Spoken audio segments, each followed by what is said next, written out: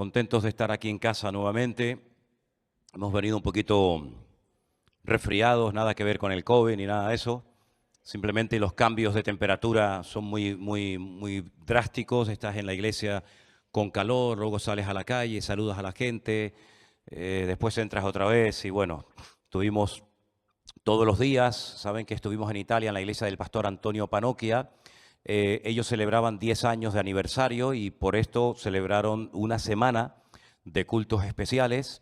Y salvo el día lunes, que tuve la oportunidad de predicar en una reunión solamente para pastores, el resto de los días estuvimos en la iglesia y bueno, entrábamos y estábamos allí con los hermanos, saludando, conocimos, fue una bendición también muy grande porque, por supuesto, estuvimos con los hermanos de la iglesia del pastor Antonio y su esposa, pero también tuvimos la oportunidad de conocer a nuestras hermanas que forman parte de nuestra iglesia virtual en Italia. Algunas de ellas se desplazaron desde muy lejos. Incluso una hermana viajó desde el sur de Italia hasta Milán, que está en el norte, un viaje de 700 kilómetros y otros 700 kilómetros de regreso. Y bueno, la verdad es que fue una bendición poder salir con ellas, sacarnos fotografías, conocernos, saludarnos personalmente, comer juntos. Y fue un tiempo muy bonito, un tiempo muy intenso. La verdad que fue un tiempo... Pasó rápido, pero fue muy intenso, porque prácticamente, ya te digo, todos los días teníamos reuniones, todos los días teníamos cultos, y entrábamos, pero no sabíamos cuándo salíamos. Creo que jamás en mi vida, y lo digo de verdad, creo que jamás en mi vida nos hemos hecho tantas fotos como en este viaje. Era increíble, pero una cosa que no se pueden ustedes ni hacer la más remota idea. Venía una familia que se querían hacer una foto con nosotros, luego individualmente, la abuela, el niño, los nietos, el perro, el gato, luego otra familia, luego pastores también que conocí en este viaje que venían de lejos. Conocimos hermanos también que vinieron, una parejita de hermanos preciosos de Suiza. Y bueno, eran fotos y fotos y más fotos y fotos. Y bueno, la verdad es que muy bien, venimos muy contentos, venimos muy bendecidos. Y bueno, aquí estamos en casa y la idea hoy, creo que todos habéis traído el librito, ¿no? ¿Sí? Ok. La idea hoy era un poquito hacer un resumen de este curso que estamos haciendo, aunque yo me he dado cuenta ahora, según me decía Anderson, que estamos un poquito retrasados. Porque ayer hicimos una lección y por lo visto ya hoy tocaría la lección que se llama Mi Iglesia, ¿no? ¿Por qué lección van ustedes? ¿Me pueden indicar, por favor, un momentito?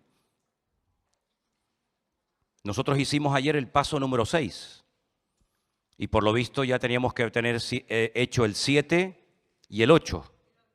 ¿Hoy tocó el 8? Bueno, nosotros vamos por el 6, así que esta noche tenemos que avanzar para no perder el ritmo. Hay un versículo que todos conocemos de memoria, solamente se lo recuerdo, lo leo rápidamente, está en 2 de Timoteo. No he tenido la oportunidad de decirlo arriba, pero 2 de Timoteo capítulo 3, versos 16 y 17, dice: toda la escritura es inspirada por Dios. Toda, Toda. Desde Génesis hasta Apocalipsis, Dios ha inspirado sobrenaturalmente su palabra. Y esa palabra de Dios es útil para enseñar, como vemos ahí en la pantalla, para redarguir, para corregir, para instruir en justicia, a fin, con el objetivo de que el hombre de Dios sea completo. La Reina Valera dice perfecto. Choca, ¿no? La palabra perfecto realmente es la palabra completo, ¿no? Enteramente preparado para toda buena obra. Nosotros los cristianos tenemos una gran ventaja y es que tenemos un libro que lo llamamos la Biblia, compuesto por 66 libros y centenares de versículos y de capítulos, a través de los cuales podemos conocer la voluntad de Dios para nuestras vidas. La Biblia, como he dicho muchas veces, no es un objeto decorativo, no es un libro más en la estantería de nuestra casa, sino que es el libro principal sobre el que basamos nuestra fe. Porque la palabra de Dios revela el corazón de nuestro Dios.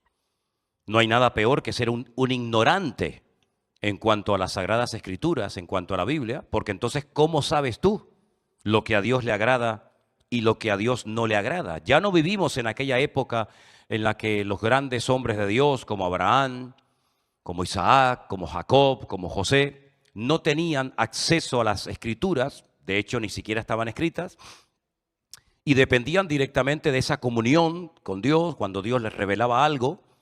Nosotros, por supuesto, también tenemos esa revelación, esa comunión, esa relación con el Señor, pero nuestra relación con Dios tiene un fundamento que es su palabra.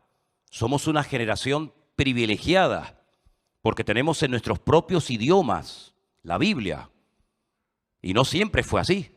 Durante siglos la Biblia solamente se podía leer en hebreo, el Antiguo Testamento, y en griego, hasta que se fueron haciendo traducciones y traducciones a todas las lenguas, y todavía faltan, por supuesto, algunos idiomas para que se traduzca la Biblia, pero gracias al Señor, nosotros desde el siglo XVI, los hispanohablantes, tenemos desde el siglo XVI acceso a las Escrituras.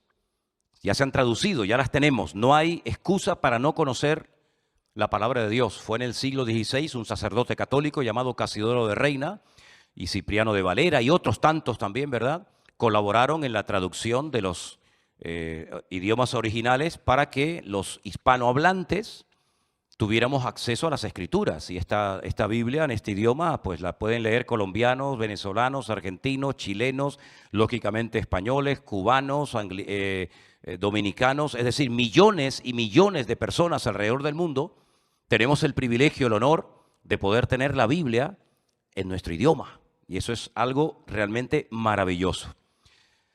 Pues como amamos al Señor y a su palabra, hemos empezado como iglesia, yo espero que todos lo estén haciendo, acabo de reunirme con el pastor Marco y me dice que en el puerto también lo están haciendo y todos los lunes se están reuniendo un grupo de hermanos para hacer el curso y para repasarlo. Nosotros aquí hemos dado muchísimos cursos para que, muchos de estos libros para que todo el mundo lo tenga y nos hemos comprometido de lunes a viernes como pueblo de Dios, como iglesia local, a hacer este curso. ¿Cuántos lo están haciendo en familia? ¿Cuántos lo están haciendo con el padre, la madre? Si pueden también los hijos, levanten la mano. Gloria a Dios, qué bueno, estupendo. Sé que otros, bueno, pues a lo mejor lo tienen que hacer solo, pero yo les animo a que sigan adelante.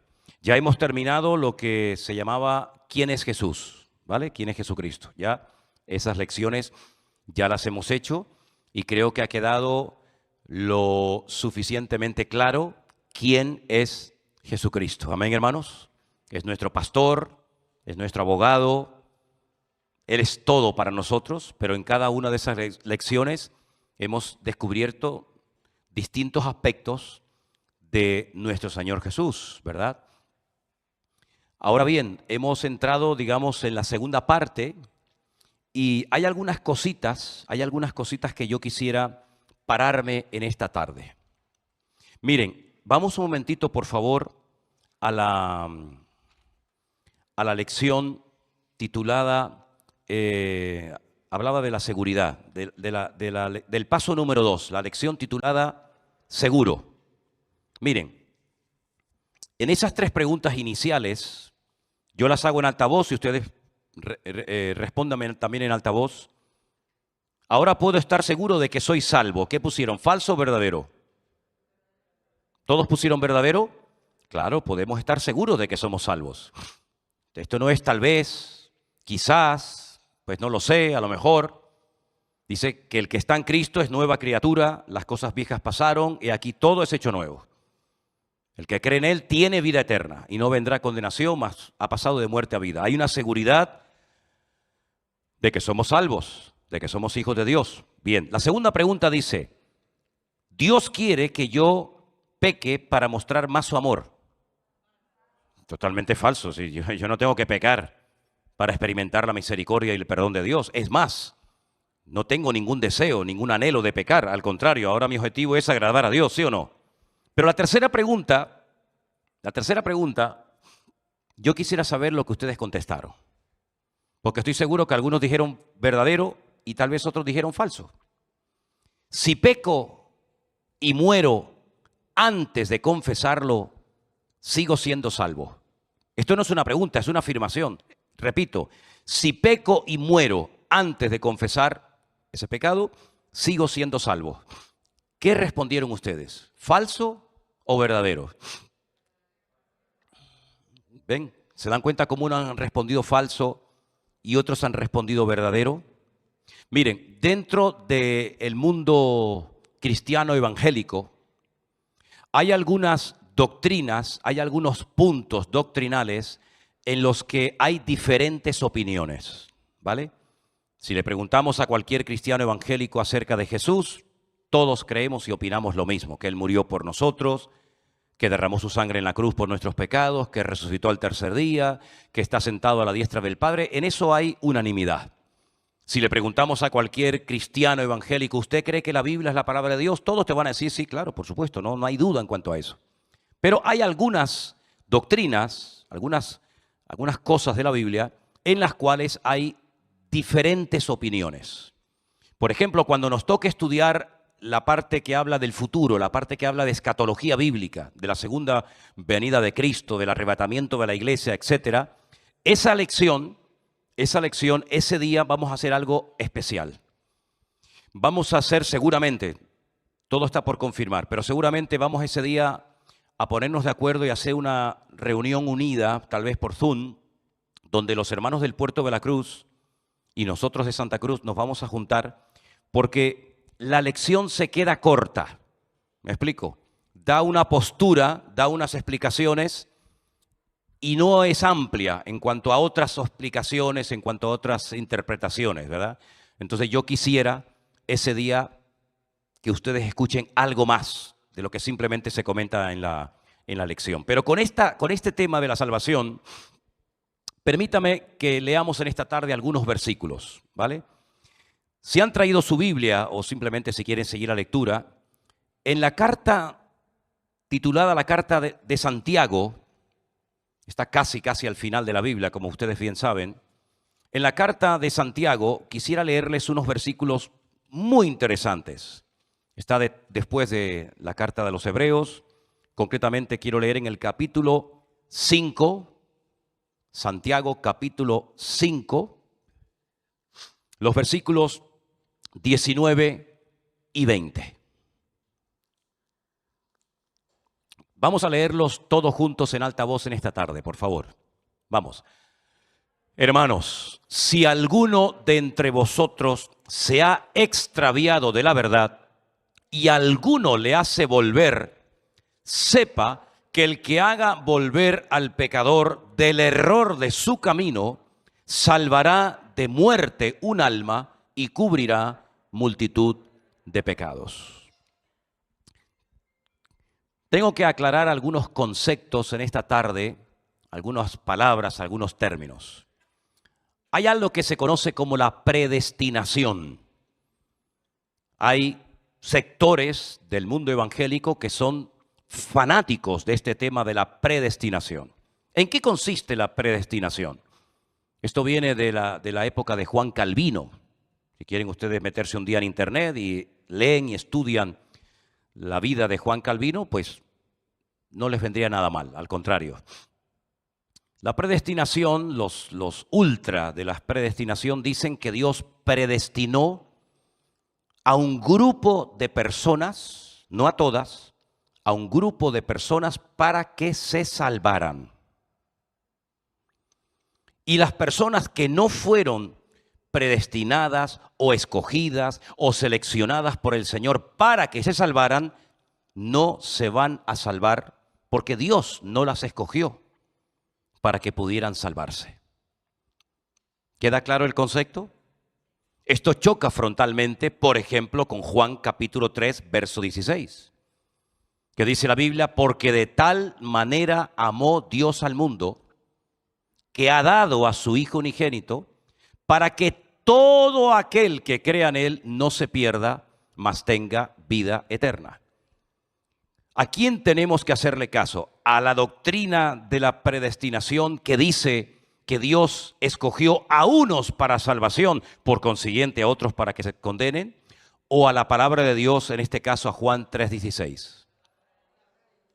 Dios quiere que todos los hombres procedan al arrepentimiento, ¿sí o no? Dios quiere que toda la gente se convierta, sin excepción.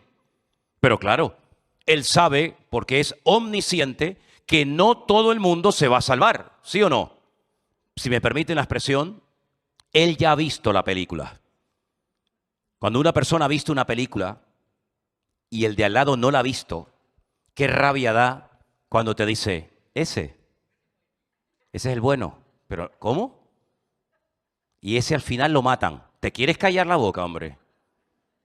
Bueno, perdón, no cuento más. ¿Tú ves esa chica?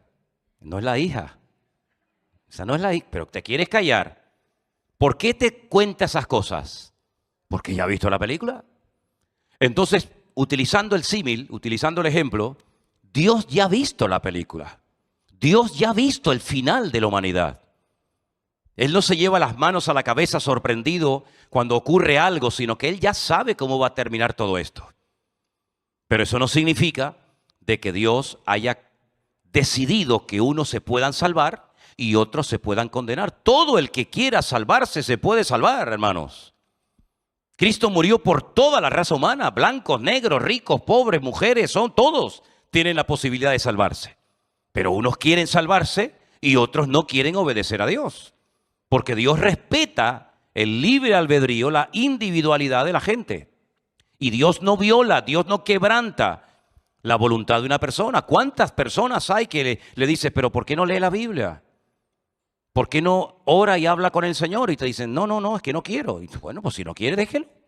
Nosotros no somos gente que presiona y obliga a la gente. No, mire, respete a la gente. Si le ha dicho no, es no. ¿Qué puedo hacer? Ore por ella, ore por él, que el Señor le toque un día su corazón. Pero Dios no se mete donde no lo llaman. Dios toca, ¿verdad? Dios es un caballero. Entonces, con este tema de la salvación, todo el que se quiera salvar, se puede salvar. Cuando la Biblia dice que nadie las arrebatará de su mano, y es un versículo que aparece en la lección, ¿verdad? Me parece que está en la, si alguien me lo puede encontrar un momentito, hay un versículo que dice que nadie nos arrebatará de la mano del Señor. Juan 10, 27 y 28, donde Jesús dice, nadie las arrebatará de mi mano, ¿sí? Eso significa de que Él nunca nos va a soltar. Nunca nos va a soltar. Pero una pregunta, ¿entonces el hombre no se puede soltar de Dios aunque quiera? ¿Dios anula la voluntad de una persona, robotiza a una persona? En absoluto. Él nunca te va a fallar, Él nunca te va a abandonar. Pero dice la Biblia, y lo hemos leído esta tarde, que si alguno de entre vosotros hermanos, la Biblia nunca se escribió en conversos. Ni Pablo, ni Pedro, ni Juan, ni Santiago no escribieron nunca cartas, epístolas a gente inconversa. Siempre se escribió la Biblia en el Nuevo Testamento a iglesias, a creyentes, a cristianos. Por lo tanto, cuando Santiago dice estas palabras, se las está diciendo a los hermanos, a los creyentes que iban a recibir esta carta. Hermanos, hijos de Dios, si alguno de entre vosotros se ha extraviado, se ha apartado, se ha enfriado, se ha vuelto al mundo, sepa que el que haga volver al pecador del error de su camino, salvará de muerte un alma y cubrirá multitud de pecados. Algunos dicen, si conoció al Señor, nunca se apartará del Señor. ¿Ustedes están de acuerdo con esa expresión? Lamentablemente tenemos que decir que sí hay personas que han conocido la verdad, que han conocido al Señor y se han separado del Señor. Que volverán algún día, gloria a Dios, esperemos que así sea. Pero también habla la Biblia en una de las iglesias al Apocalipsis, que al que venciere no lo borraré del libro de la vida. Por consiguiente, el que no venza, el que no sea fiel hasta la muerte, pues hermanos, entonces cuando decimos tenemos seguridad de salvación, 100%, creo que soy salvo y no tengo ningún temor de nada ni de nadie, pero ojo, eso no significa de que yo me voy a relajar, de que voy a pecar y no pasa nada, total, yo soy salvo, como soy salvo, comamos y bebamos, pecamos el viernes, venimos a la iglesia el domingo, No, no, no, no, eso es un relajo. Eso es una falta de respeto al Señor. También dice la Biblia que el que ha conocido a Dios no practica el pecado. También es verdad, que lo dice en Primera de Juan. Pero lo importante es que nosotros partimos de la base de que tenemos que cuidar nuestra vida cada día. ¿Sí o no? ¿Habéis leído ese versículo en Hebreos que dice, cuidad vuestra salvación con temor y temblor, no sea que nos deslicemos? ¿Para qué me dice la Biblia que cuide la salvación con temor y temblor si no lo voy a perder nunca? Por consiguiente, no solamente quiero que ustedes lean y aprendan lo que dice la lección, sino que también sepan que hay personas que han conocido al Señor y se han vuelto al mundo, al vómito, como dice la Biblia. Por lo tanto, la salvación, tenemos seguridad de ella, pero nosotros creemos que en un momento determinado, si una persona baja la guardia, se enfría, se aparta, se va al mundo, peca, tiene que arrepentirse para que Dios le perdone sus pecados, sea restaurado y vuelva otra vez a andar en el camino correcto. Porque ¿no habla la Biblia de que los últimos tiempos serán tiempos de apostasía? ¿Sí o no? Dice que antes de que venga el Señor, vendría la apostasía y se manifestaría el hombre de pecado o el hijo de perdición. Luego la apostasía son cristianos que ya no quieren ser cristianos. Dios no obliga a una persona que usted lea la Biblia, que usted se congregue, que usted venga. Eso forma parte de su libertad, de su disciplina diaria. Por lo tanto, nosotros decimos, cuiden su salvación, cuiden sus relaciones, cuiden su comunión con el Señor, no bajen la guardia. El que piense estar firme, mire que no caiga. Y tantos y tantos y tantos versículos que la Biblia nos menciona para que tengamos cuidado con el tema de nuestra salvación, que dicho sea de paso, es lo más hermoso y el tesoro más grande que jamás podemos tener. Que nadie pisotee ni menosprecie la sangre de Jesucristo, creyéndose que como ya soy convertido y ya me sé 4 versículos de la Biblia, ya puedo vivir a mi manera, haciendo lo que me da la gana, y aunque no me arrepienta no pasa nada, porque como soy salvo, me voy a la presencia del Señor. No estamos de acuerdo con esa postura. Creemos que tenemos que ser fieles no una temporada. Creemos que tenemos que ser fieles hasta la muerte. Amén, hermanos. ¿Ha quedado claro este tema? Muy bien. Si vamos un poquito más adelante, vemos, por ejemplo, en una de las lecciones, por ejemplo, la número 3, donde habla acerca de vivir en victoria, vivir victoriosamente. Vemos que para vivir en victoria, uno tiene que estar conectado constantemente con el Señor. Por ejemplo, dice, si somos tentados, pecaremos inevitablemente porque somos débiles. ¿Qué respondieron ustedes ahí? Me interesa saber vuestra respuesta. Oiga, si usted es tentado, ¿se puede hacer algo para no caer en tentación? Pregunto yo. Pues claro, si a usted le viene la tentación y no se puede hacer nada para evitar, ¿cómo encima el Señor después se va a enojar conmigo si Él sabe que no puedo vencer la tentación? ¿Se pueden vencer, sí o no, las tentaciones? Claro. Ahora, seamos claros. Hay tentaciones que te vienen así, pum, de repente. No te la esperabas. Pero hay otras tentaciones que si te metes en ambientes no buenos y frecuentas lugares que no son correctos, y te juntas con compañías que no te van a edificar, lo más normal es que ellos o ellas te suelan llevar a su terreno. Y luego no te quejes, te has metido a las 4 de la mañana en una discoteca donde todo el mundo está borracho, fumando porros, etcétera, etcétera, y ahora te quejas de que, ay, hermano, caí. Hombre, ¿qué hacías tú a las 4 de la mañana en ese lugar? Oiga, ¿se puede evitar ir ahí? Claro que se puede evitar, pero te metiste con el fuego y el que juega con fuego se quema. Claro que se puede evitar la tentación. Incluso el Padre Nuestro nos dice una parte, algo sobre la tentación. ¿Quién lo recuerda? Líbranos del mal, ¿verdad? Y la tentación. Si pecamos y lo confesamos a Dios, Él nos perdonará, ¿sí o no? Amén. Pero quiero agregar que cuando pedimos perdón al Señor por un pecado y nos arrepentimos, es, creo, con la intención de que no volvamos otra vez a caer en lo mismo. Porque si no, esto es como un relajo, ¿no? Ahora peco, ahora me levanto, ahora peco. El hijo pródigo se fue, pero volvió y no se fue más. El Señor perdonó a la adúltera y le dijo, bueno, yo te perdono, pero ya está, no vuelva. Ah, bueno, como me perdonaste, voy otra vez a... No. Vete y no peques más. Si la vida cristiana tiene que haber una disciplina, tiene que haber un orden, ¿vale? Y la tercera pregunta, ¿tenemos enemigos espirituales que nos tientan? Sí, es verdad. La Biblia dice que tenemos lucha no contra sangre y carne, sino contra principados, contra potestades, pero no somos víctimas. El Señor nos da de su gracia, de su poder, de su presencia en nosotros, para que podamos vivir en victoria todos los días de nuestra vida. Amén, hermanos. Ahora, antes de seguir adelante, Anderson tiene un micrófono en la mano por si acaso, porque como estamos saliendo al aire, queremos que las personas que están en casa puedan oír todo lo que en esta tarde estamos comentando aquí.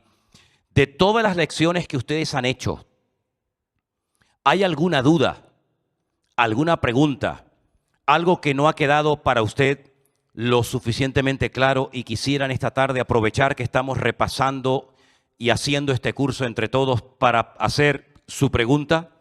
Si es así, levanta la mano, nos acercamos a usted con el micrófono, haga su pregunta ahí al micrófono para que la gente que está en casa pueda oírla y así que usted aproveche la oportunidad. ¿Hay alguien que tenga alguna pregunta sobre las lecciones que estamos haciendo?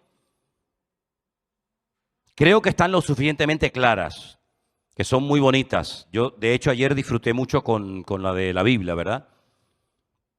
Pero a lo mejor usted quiere preguntar algo. ¿Alguien que quiere levantar la mano y preguntar algo sobre alguna lección? Si no, seguimos adelante. Hermana, vamos a acercarle el micrófono aquí a nuestra hermana Ángeles y que haga su pregunta, por favor. Dígala, hermana. Adelante. Yo no sé ahora dónde lo leí, pastor. Decía la resurrección de Jesucristo, que fue el primer hombre que resucitó. Ajá, sí. Entonces, claro, yo tengo la duda si los anteriores hombres, Moisés, Abraham, todo eso, resucitaron también o no. O sea, no lo entiendo muy bien. ¿A quién has mencionado que no te oí bien? A Moisés, Abraham. Ok. Si pueden buscar los hermanos que están por ahí esa lección que la hermana comenta. Mira, vamos a ver. Los hombres de la Biblia, como Moisés, Abraham, David, Salomón, no han resucitado. Aún no se ha producido la resurrección de los muertos. Ya nosotros, cuando estábamos en el catolicismo, en el credo, ¿os acordáis del credo? Yo me acuerdo del credo de memoria, vamos. Creo en Dios Padre, Dios Todopoderoso, Creador del cielo y de la tierra, creo en su Hijo. Bueno, pues ya en el credo se hablaba acerca de la resurrección de los muertos, y la resurrección de los muertos aún no se ha producido. Ahora bien, hay personas que volvieron a la vida. Por ejemplo, bajo el ministerio de Elías, una persona volvió a la vida. También bajo el ministerio del profeta Eliseo, también un niño resucitó. En el Nuevo Testamento tenemos el caso tal vez más famoso, aunque hay otros, de Lázaro, ¿verdad? Tenemos el caso de aquella niña que el Señor le dijo, Talita Cumi, que su padre era el principal de la sinagoga. Tenemos también el caso de Dorcas, una chica que resucitó el apóstol Pedro. Tenemos el caso de un chico que, si no recuerdo mal, se llamaba Eutico, aquel que se cayó por la ventana y Pablo se acercó y oró por él, ¿se acuerdan?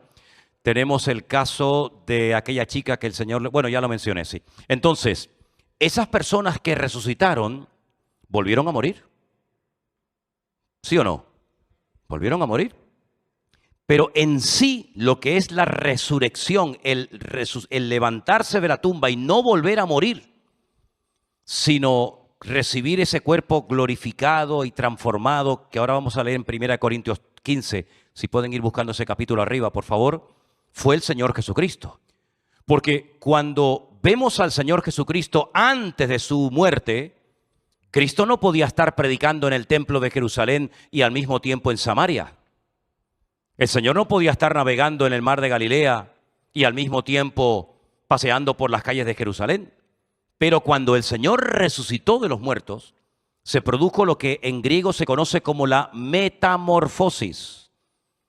La palabra metamorfosis nos hace referencia a la transformación de un gusano a una mariposa. Son completamente diferentes, ¿verdad? Uno ve un gusano y después ve una mariposa y dice, ¿cómo de algo tan feo salió algo tan hermoso? ¿Verdad? La Biblia nos enseña que cuando se produzca la resurrección de los muertos, que habla la Biblia de dos resurrecciones, una para vida y otra para muerte, repito, ninguna de las dos se ha producido, millones y millones y millones de cristianos han muerto a lo largo de la historia y ahí están. Miren, por ejemplo, ahora que estuvimos en Roma, la semana pasada, en Roma hay 60 catacumbas, ¿vale? Las necrópolis son los cementerios a pie de calle, las catacumbas son cementerios subterráneos. En Roma hay 60 catacumbas, solamente pudimos visitar una, porque son enormes. Y en una de ellas, pues yo pregunté a la chica que nos estaba haciendo de guía, ¿cuántos cristianos están enterrados aquí, entre el siglo II, III y IV? Y me dijo 29.000 en esa catacumba, y aún no la habían descubierto toda, porque son pasillos y callejones y bajas y subes, son muy angostos. Imagínate la cantidad. Ningún cristiano ha resucitado, porque resucitarán cuando Cristo venga y arrebate a su iglesia. Después vamos a leer algunos versículos para que quede este tema claro. Por lo tanto, ninguno de los hombres creyentes en el Señor, ni del Antiguo, ni del Nuevo Testamento, ni del tiempo presente, han resucitado. La resurrección aún no se ha producido. Pero Cristo sí resucitó para no morir nunca más. Por eso dice que Él es el primero de la resurrección, porque lo que Él experimentó no lo ha experimentado ser humano hasta el día de hoy. Cuando nosotros muramos, si es que morimos, si no nos lleva el Señor en vida, porque alguna generación pues estará en vida cuando el Señor venga, nos enterrarán y cuando el Señor venga resucitaremos, ¿verdad? Donde nos hayan puesto, donde nos hayan tirado, y recibiremos un cuerpo glorificado que no tendrá limitaciones ni de espacio ni de tiempo. ¿Y saben lo que dice la Biblia acerca de esto? Que esta es nuestra bendita esperanza. Nosotros creemos que cuando morimos, yo sé que el mundo, incluso lamentablemente algunos católicos me hablan así, y me sorprende, porque un verdadero católico nunca debería de hablar así, porque un buen católico debería de creer en la resurrección de los muertos, porque lo dice la Biblia, y porque en el mismo credo de la Iglesia Católica lo dice.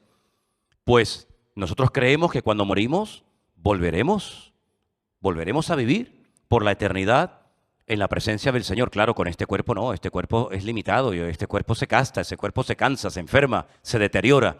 Pero el nuevo cuerpo que recibiremos, vamos a leer en 1 Corintios 15, es un cuerpo completamente diferente. Miren qué versículos tan interesantes. 1 Corintios capítulo 15 dice, por ejemplo, a partir del versículo 51. Perdón, vamos a leer si quieren a partir del 50. Esto que os digo, hermanos, la carne y la sangre no pueden heredar el reino de Dios, evidentemente, ni la corrupción hereda la incorrupción. Y aquí os digo un misterio, no todos dormiremos, pero todos seremos transformados. Esa es la palabra metamorfosis, transformados, ¿verdad? En un momento y en un abrir y cerrar de ojos, a la final trompeta, se tocará la trompeta, los muertos serán resucitados incorruptibles, nosotros seremos transformados, porque es necesario que esto corruptible se vista de incorrupción y esto mortal se vista de inmortalidad. Y cuando esto corruptible se haya vestido de incorrupción y esto mortal se haya vestido de inmortalidad, entonces se cumplirá la palabra que está escrita, sorbida o vencida, es la muerte en victoria. ¿Dónde está, oh muerte, tu aguijón? ¿Dónde, oh sepulcro, tu victoria? Entonces la resurrección aún no se ha producido. Todas las personas que volvieron a la vida, que revivieron, volvieron a morir. No recibieron ese cuerpo transformado, glorificado, sin limitaciones de ningún tipo, como cuenta 1 Corintios capítulo 15. Por lo tanto, estamos esperando la resurrección de los muertos. Supongamos que viniera el Señor ahora a arrebatar a su iglesia, que no va a venir, pero supongamos que viniera el Señor ahora mismo. Nosotros estamos vivos. No hemos experimentado la muerte. Nos arrebataría el Señor, nos llevaría a su presencia y previamente, en un momento y en un abrir y cerrar de ojos, los muertos en Cristo resucitarán y juntamente con ellos recibiremos al Señor en el aire. ¿Y los demás muertos? Los incrédulos, los paganos, los que no creen en el Señor, los que le han rechazado, al final del milenio, primero viene la gran tribulación, después viene el milenio, al final del milenio resucitarán el resto de los seres humanos y tendrán que presentarse delante del gran trono blanco, recuerden estos datos, para ser juzgados y sus nombres lógicamente no aparecerán en el libro de la vida. Se producirá un juicio y entonces quedará bien claro que ellos no se salvaron porque no se quisieron salvar y ahí viene lo que llama la Biblia la condenación eterna, cosa en la cual también todos los católicos han creído. Aunque los católicos, como bien saben ustedes, han añadido 2 lugares más como destino eterno de las personas, que es el cielo, el infierno, el purgatorio y el limbo. Pero ya el limbo en la doctrina de la Santa Iglesia Católica lo han quitado porque el Papa Ratzinger dijo que no era bíblico, lo quitó y ahora tienen purgatorio, cielo e infierno. Pero la Biblia habla solamente de 2 lugares donde pasaremos la eternidad, o en la presencia del Señor o excluidos eternamente de la presencia del Señor. No hay un punto intermedio, ¿vale? Entonces, cuando tú lees en la Biblia que Él fue el primero de la resurrección, tú dices, pero es que antes del Señor resucitaron otras personas, revivieron. El término sería más exacto, revivieron, porque resucitar es lo que experimentó el Señor que no volvió a la muerte. No sé si Ángeles ha quedado lo suficientemente claro. ¿Sí o no? Ayúdenle con el micrófono, por favor, los que están por ahí. Hay que encenderlo, sí. Es que yo creo que estaba yo confundida porque yo pensaba que la persona cuando moría ya iba directamente a la presencia de Dios y eso Sí, ya era resucitar. pero no con cuerpos glorificados. Si nosotros muriéramos hoy, yo voy directamente a la presencia del Señor. Bueno, yo y todos los cristianos, a veces me entienden, ¿no? Cualquier creyente que muera hoy, automáticamente, hoy estarás conmigo en el paraíso. Más claro agua, ¿no? ¿A quién se lo dijo? Al ladrón en la cruz. Hoy. No, bueno, algún día. No, hoy estarás conmigo en el paraíso. Pero ese día el cuerpo de ese señor, de ese ladrón, lo enterraron. Y su alma, su espíritu fue a la presencia del Señor. Porque no nos olvidemos que la Biblia dice que somos espíritu, alma y cuerpo. ¿El cuerpo qué es? El estuche, la funda. Eso va al polvo y ahí se pudre y ahí se quedó. Vayan después de unos años a la tumba de esa persona y ahí no queda nada, ¿verdad? Pero el alma, el espíritu de la persona es eterno. El alma es la vida, el espíritu es lo que nos conecta con el Señor. Y eso es eterno. Pero ese espíritu está en la presencia del Señor, pero cuando se produzca la resurrección, recibiremos un cuerpo nuevo, ¿vale? Miren, por ejemplo, el caso de cuando el Señor Jesucristo está en el monte de la transfiguración. ¿Quién se apareció allí? Moisés y Elías, y los pudieron ver, ¿verdad? Pero lo que es en sí la resurrección todavía no se ha producido. Todavía falta. Cada vez menos. Hoy falta un día menos. Pero creemos en eso, por supuesto, claro que sí. Y por eso cuando un hermano nuestro en la fe muere, si tu padre, tu hijo, quien sea, murió en el Señor, tenemos la fe de que volveremos a ver. Por supuesto, nuestra relación no será una relación familiar en la eternidad, pero volveremos a ver a nuestros hermanos en Cristo. Decía Pablo, para mí el vivir es Cristo y el morir es ganancia. Así que sea que vivamos o muramos, somos del Señor. Amén, hermanos. ¿Más preguntas? Pasemos el micrófono un segundito, por favor, aquí delante, para que los que están... Un momentito. Para que los que están en casa puedan oír la pregunta, si no, no se enteran. Que yo he estado pensando cada vez que lo leo, cómo es que el Señor cuando resucitó no dejaba que se acercaran a Él hasta que no pasara el tiempo. Bueno, solamente hay un caso. Solamente hay un caso donde dijo no me toques, pero después le dijo a los discípulos tocad mis manos y mis pies. Le dijo a María Magdalena, no me toques porque aún no he subido a mi Padre. Es decir, el Señor Jesucristo resucitó muy temprano a la mañana, muy temprano. Curiosamente, allí ya había una mujer que lo amaba, que fue al sepulcro y se lo encontró. Y aún no había subido a la presencia de su Padre para decirle, Padre, he hecho todo lo que me pediste que hiciera. Mira mis manos, mira mis pies, mira mi costado, he muerto, tu ira ha quedado satisfecha. Ya he hecho la obra y aún no había subido. Entonces, María Magdalena, en un gesto seguramente, no sé, de cariño, de amor, de lo que sea, tal vez lo fue a abrazar y el Señor dijo, no me toques porque todavía tengo que presentarme ante la presencia del Padre. Pero recuerdan ustedes que un día, cuando el Señor Jesucristo se presentó a sus discípulos, en una de esas apariciones, Tomás no estaba. No sé dónde estaría. Y cuando le dicen, el Señor, el Maestro ha estado con nosotros, dice, si yo no veo, Si yo no toco, yo no creo. Y en la siguiente aparición del Señor, el Señor le dice, Tomás, ven, mete la mano aquí, mete la mano en el costado. Y dijo, ¿tenéis algo de comer? Luego ya fueron las otras apariciones completamente diferentes. Pero la única vez que dijo, no me toques, fue a María Magdalena porque recién acababa de resucitar. Las demás veces, durante 40 días, que estuvo después de resucitado 40 días antes de ascender a los cielos, estuvo con sus discípulos con toda naturalidad, con ellos, y comió, y hablaron, y se abrazaron. Sí, pero claro, porque solamente leíste ese pasaje, pero hay que leer, leyendo todos, eso es, ¿vale? Muy bien. ¿Alguna pregunta más que queréis hacer sobre las lecciones que hemos estado dando? Creo que hoy tocaba la de la iglesia, ¿sí o no? Yo esa lección no la he hecho, la tenía pensado hacerla esta noche, por lo tanto no puedo decir nada sobre esa lección porque no la he hecho, pero hermano Jair, ¿tenía usted una pregunta? Ah, la hermana, perdón, disculpe, no la había visto, que con los focos no la veía, dígame. Pastor, aquí en el paso 1, nosotros Paso uno. no respondimos donde dice falso o verdadero. Vamos allá. Paso 1. Sí, señor. Para ser salvo solo necesito creer que Dios existe.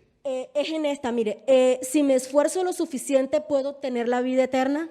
O sea, mi pregunta es, yo entiendo que para obtener la vida eterna he aceptado a nuestro Señor Jesucristo y debo hacer su voluntad, caminar en su voluntad, pero al decir aquí me esfuerzo lo suficiente. Perdón, hermana, ¿dónde está usted? ¿En la página 6? Sí, en la página 6, sí, señor. En la página 6, arriba. Donde está falso o verdadero. Para ser salvo solo necesito creer que Dios existe. Falso. Es decir, no solamente es necesario creer que Dios existe. Una pregunta, antes de responderle a usted, hermana. Si para salvarme solamente hace falta creer en Dios, mi pregunta es, entonces ¿para qué tuvo que morir Cristo en la cruz si yo ya creía en Él? Una pregunta, ¿Satanás, el diablo, es ateo o cree en Dios? Entonces, creer no es suficiente. Si no, es que yo creo en Dios. Sí, la Biblia dice, y los demonios también creen y tiemblan. Creer es importante, pero no es suficiente. Eso es falso. La segunda pregunta que yo veo aquí dice, ¿el pecado causa una separación entre Dios y el hombre? Verdadero. Y la tercera que yo veo aquí dice, soy salvo por asistir a la iglesia y hacer cosas buenas. Falso. Pero ¿cuál es la pregunta? ¿Dónde está? Ah, ok, en el autor de la vida. Usted habla del primer curso. Bien. Donde dice falso o verdadero, donde dice, si me esfuerzo lo suficiente, puedo obtener la vida eterna. ¿Usted qué contestó? No contesté nada, le soy sincera. De verdad, por eso le estoy ¿Alguien contestó preguntando. algo a esa pregunta?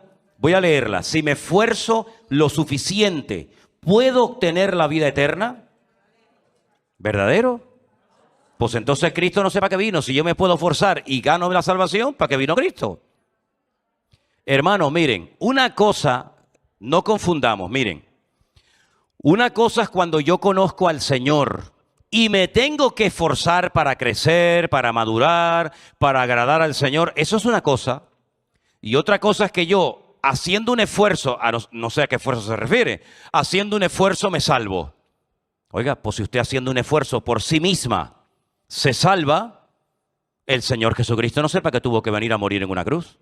El hombre no se puede salvar a sí mismo. A ver cuándo nos entra eso en la cabeza a los seres humanos. El hombre no puede salvarse a sí mismo. Si el hombre se salvara con sus religiones, y mire, ¿cuántas religiones hay en el mundo? Dicen que como 3.800. Si el hombre se pudiera salvar a sí mismo, pues bueno, pues ya está, que cada uno haga lo que le dé la gana. Unos dicen una cosa, otros dicen otra, unos dicen de rodillas, otros dicen de pie, unos dicen en la cruz, otros dicen no sé qué. Es que el hombre no se puede salvar a sí mismo. No se puede salvar a sí mismo. El Señor Jesucristo es el único camino que nos lleva a Dios. No hay otro nombre bajo el cielo dado a los hombres a través del cual podamos ser salvos. Ahora, cuando usted ya conoció a Cristo, no solamente creyó, cuando usted ya conoce al Señor y usted quiere seguir al Señor, claro, eso no lo puede hacer un niño pequeñito, ¿no? Eso lo tiene que hacer una persona adulta que pueda pensar y razonar. Entonces, claro que tenemos que esforzarnos. Esfuérzate, sé muy valiente, dice la Biblia, ¿verdad? Pero esforzarme yo para obtener la salvación, ¿qué puedo yo hacer para ganar mi salvación? ¿Dejarme crucificar? ¿Dejarme dar 200 latigazos en la espalda, caminar 200 kilómetros de rodilla, encender 300 millones de velas? El hombre no puede, esa es, mira, el cristianismo, me das un poquito de monitor, que no me oigo nada aquí dentro. Mire, el cristianismo es un golpe bajo al orgullo del hombre. Porque el hombre siempre tiene la esperanza de decir, bueno, yo puedo, yo, y yo, y yo. Y el cristianismo es, separados de mí, nada podéis hacer. Usted no puede salvarse. Usted no puede salvarse a sí mismo. Necesitamos de un Salvador. Y ese Salvador es Cristo. De hecho, la palabra Yeshua o Jesús significa eso mismo. Salvador. Jesús vino al mundo a salvar lo que se había perdido, porque todos nosotros nos descarriamos como ovejas. Por lo tanto, la respuesta es falso. Si yo me esfuerzo lo suficiente, puedo obtener la vida eterna. Aunque te esfuerces todo lo que quieras, no la vas a obtener, porque la salvación no la consigo yo por mis méritos, sino por los méritos de Cristo. Es la obra de Cristo la que me salva y no mis esfuerzos personales.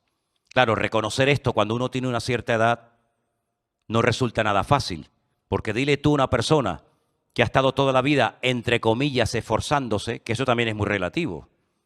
Dile, mire, lo que usted está haciendo para obtener su salvación no sirve de nada.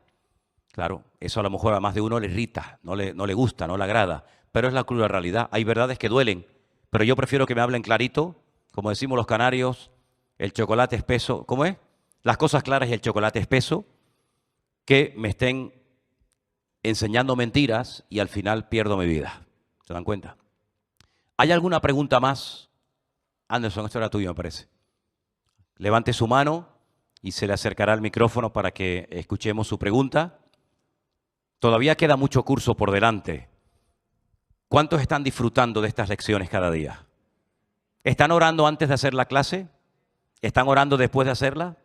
Eso es, gloria a Dios. Me alegro muchísimo porque todavía queda mucho curso por delante. Muchísimos hermanos que nos ven darían lo que fuera por poder hacerlo juntamente con nosotros, aunque a todo el mundo que nos escribe le decimos, le damos la dirección, el correo electrónico, para que se pongan en contacto con esta empresa, estos hermanos que publican estos cursos, y ellos se lo mandarán gratuitamente. Pero nosotros hemos hecho estas fotocopias, ¿verdad?, para que todos podamos seguir este curso. ¿Qué más? Quedan 2 libros más de este curso, por si alguien aquí está interesado en hacerlo. Tenemos 2 libritos de estos, se hablan con nuestra hermana Vanessa y ahí tenemos 2, porque prácticamente ya creo que todo el mundo los tiene. Si no hay más preguntas, solamente me queda decirles, ánimo hermanos.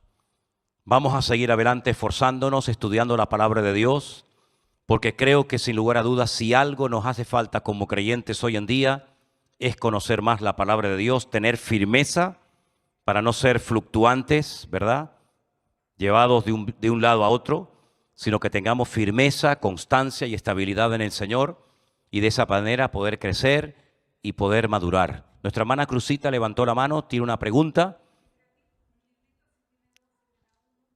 Le vamos a dar un librito a usted, hermana Cruzita, para que usted lo tenga. Por favor, después un librito a nuestra hermana Cruzita, ¿sí? ¿De acuerdo? Gloria al Señor. ¿Perdón? Una pregunta a nuestro hermano Carlos y con esa pregunta terminamos por hoy. Diga, hermano. No, una duda aquí que la dejamos en blanco. Dígame, hermano. Que dice, nadie puede saber. ¿En qué página está usted? En el paso 1. Paso 1, página 6. Página 6. Sí, dígame. Nadie puede saber con seguridad si irá al cielo o no. La dejamos en blanco. Nadie puede saber con seguridad si irá al cielo o no. ¿Por qué la dejó usted en blanco? Nos quedamos en neutro. Es decir, si usted se muere ahora, que Dios no lo quiera, pero si usted se muere ahora, ¿a dónde se va? Al cielo. Entonces, ¿por qué no dijo al cielo? Es decir, Sí, ¿sabe hay unos pasos que uno debería de cumplir, ¿no? Ya los cumplimos, ya aceptamos al Señor. Hermano, para ir a la presencia del Señor. Permítame que les ponga un ejemplo de la Biblia que es, en resumidas cuentas, lo que le da credibilidad a todo esto. Hay un ladrón en la cruz, condenado a muerte. ¿Qué puede hacer ese hombre para salvarse? Si está colgado en una cruz, está clavado, no se puede mover, va a morir ese día. Porque fue una persona que se se metió por malos caminos y la justicia de la época, la justicia romana, lo condenó a muerte. Pero en ese momento él se queda mirando al Señor y le dice, Señor, acuérdate de mí cuando vengas en tu reino. Fíjate la declaración que está haciendo este hombre. Lo está viendo morir, le dice, cuando vengas en tu reino. Luego sabe que va a venir, aunque va a morir como él, y que va a venir como un rey. Y el Señor Jesucristo se le queda mirando y no le dijo, bueno, pero tú no has dado limosnas, tú no has dado ofrendas, tú no has dado diezmo, tú no te has bautizado, tú no has rezado, tú no... ¿Pero qué va a hacer si el hombre no se puede mover? Si le queda una hora de vida o menos. Pero ante esa declaración de fe, reconociendo quién era el Señor, se dan cuenta que el Señor no le dijo, bueno, repite conmigo. Señor Jesús, te recibo en mi corazón. Eso no existe en la Biblia. Eso no existe en la Biblia. Pero ante la declaración, cuando vengas en tu reino, es que usted piense lo que está diciendo este hombre y es increíble, es increíble. El Señor le dijo, hoy estarás conmigo en el paraíso. Yo siempre digo, se levantó, desayunó con el diablo y cenó con Cristo en la gloria. ¿Qué le parece? Entonces, ¿qué tengo yo que hacer para salvarme? Lo mismo que hizo el ladrón en la cruz. Pedirle perdón al Señor, reconocer que Cristo es el Rey, el camino, la verdad, la vida, el Señor, mi Salvador. Lo acepto, lo recibo en mi corazón y luego viene el crecimiento, dejar las palabrotas, las groserías, como dicen los venezolanos, ¿verdad? Dejar la mala vida, ser un testimonio a mi esposa, a mis hijos, ser un buen padre, una buena madre, hacer la voluntad del Señor. Pero para eso tenemos toda la vida. Eso es paso a paso, ¿no? Pero la salvación es instantánea. O soy o no soy. Si yo me muero ahora, yo sé que yo voy a la presencia del Señor, pero eso no es orgullo, porque es que no me baso en mis propias justicias. Yo no merezco nada. Yo soy un pecador. Pero es que Cristo vino a buscar a los pecadores. Y como yo confesé a Cristo que yo era un pecador y le pedí perdón, la Biblia dice, si confesamos nuestros pecados, Él es fiel y justo para perdonarnos y limpiarnos de toda maldad. Y eso fue lo que yo hice. Señor, yo soy un pecador, yo soy un desastre como hombre. Yo, Señor, no puedo agradarte en nada, pero te pido que me ayudes, que me perdones, que me limpies, que me salves. Y eso es lo que dice la Biblia. Confesar a Cristo y automáticamente el Señor te salva. Y si yo muero en ese momento, yo voy directamente a la presencia del Señor por los méritos y por la obra de Cristo. Por lo tanto, claro que podemos saber si morimos hoy a dónde vamos. Pero qué terrible cuando una persona pudo haber aceptado al Señor y no lo hizo. Porque aunque suene duro, aunque suene tremendamente fuerte, la realidad es que existe un infierno. Esa es la realidad. Y yo no puedo decir, bueno, no voy a hablar del infierno para que la gente no se enfade y se vayan de la iglesia. Es que yo no soy así. Yo tengo que ser no un diplomático. Yo soy un predicador del Evangelio y el Evangelio habla de cielo y de infierno, de condenación y de vida eterna. Y si usted acepta a Cristo, que no significa dejar de ser católico, de ser evangélico, dejar de ser... No, aceptar a Cristo. Cristo no era evangélico, Cristo no era católico, Cristo era el Señor y el Salvador del mundo. Si usted acepta a Cristo, venga a esta iglesia o vaya a otra, eso es lo de menos. Si usted acepta al Señor, usted es salvo. Y su nombre, Dios lo pone en el libro de la vida. Y cuando usted muere, como usted confesó en esta vida y no le avergonzó hacerlo a Cristo, el Señor dice, yo te confesaré en la otra vida delante de mi Padre. Pero si a usted le da vergüenza confesarme delante de los hombres y decir, sí, yo soy de Cristo, a ver qué pasa. Pues yo me avergonzaré de ti delante de mi Padre en la otra vida. Por lo tanto, si morimos, vamos directamente a la presencia del Señor. Luego ya se producirá la resurrección. Pero de momento vamos a la presencia del Señor. ¿Cómo es estar en la presencia del Señor? No lo sé porque aún no me he muerto. No lo sé cómo será. Si estamos por ahí volando, flotando, así. No lo sé porque todavía no he experimentado eso. Pero lo que sí sé, como decía Pablo, que el morir es ganancia. Y es mucho mejor estar en la presencia del Señor que en esta vida sufriendo y padeciendo problemas, fatigas y calamidades. Y esa es la bendita esperanza nuestra. Así que puedes responder lo que te acabo de decir. Si lo crees, si no, no ponga nada. ¿Ok? Bendiciones, hermano. Nos ponemos todos de pie en esta noche. Gloria a Dios. Está nuestra hermana Araceli entre nosotros, ¿verdad? Ahí está. Bueno, queremos decirte que estamos contigo, orando, apoyándote. Nuestra hermana Araceli ha perdido recientemente a su mamá, ¿verdad? Y bueno, que el Señor te dé fortaleza y ánimo en este tiempo, ¿verdad? como también hace poquito tuve la oportunidad con Elena de estar con tu papá. Así que yo creo que los dos aceptaron al Señor. Bueno, pues mira, como anillo al dedo nos viene esto. Tu papá y tu mamá están ahora, según la Biblia, mejor que todos los que estamos aquí esta noche. Porque cuando salgamos por esa puerta, que si el trabajo, que si los hijos, que si las deudas, que si me duele aquí, que si la artrosis, que si la artritis, que si, ay, Dios mío, ya no puedo levantarme por la mañana, me tengo que estirar y no puedo. Ellos están ahora gozando en la presencia del Señor. Y al fin y al cabo, estamos en esta vida de paso. De paso. Esa es nuestra meta final y con la ayuda del Señor lograremos alcanzarla. Amén, hermanos. Levanta tu mano y dile gracias, Señor, por la salvación tan grande que me has dado en Cristo Jesús, mi Señor. Gracias porque soy salvo, Señor. Tengo seguridad de salvación. Tú eres mi Señor, tú eres mi Salvador. Tú has cambiado mi vida, tú has perdonado todos mis pecados. Y ahora, Señor, yo quiero pedirte que me des fuerza y que me agarres fuertemente de la mano para ser fiel hasta la muerte y no apartarme nunca de tus caminos y no formar parte de aquellos que se enfrían, sino de los que van de gloria en gloria y de victoria en victoria y de bendición en bendición hasta llegar a la meta que eres tú, Señor. Gracias por estos estudios que estamos realizando. Gracias por tu palabra, por tu presencia en nuestra vida. Pedimos, Señor, que bendigas nuestras vidas y a todos nuestros hermanos sobre la faz de la tierra, que tú guardes y bendigas a tu amada iglesia en el bendito nombre de Jesús. Amén y amén. Fuertes aplausos a nuestro Dios. Gloria a Dios. Dios les bendiga, mis hermanos.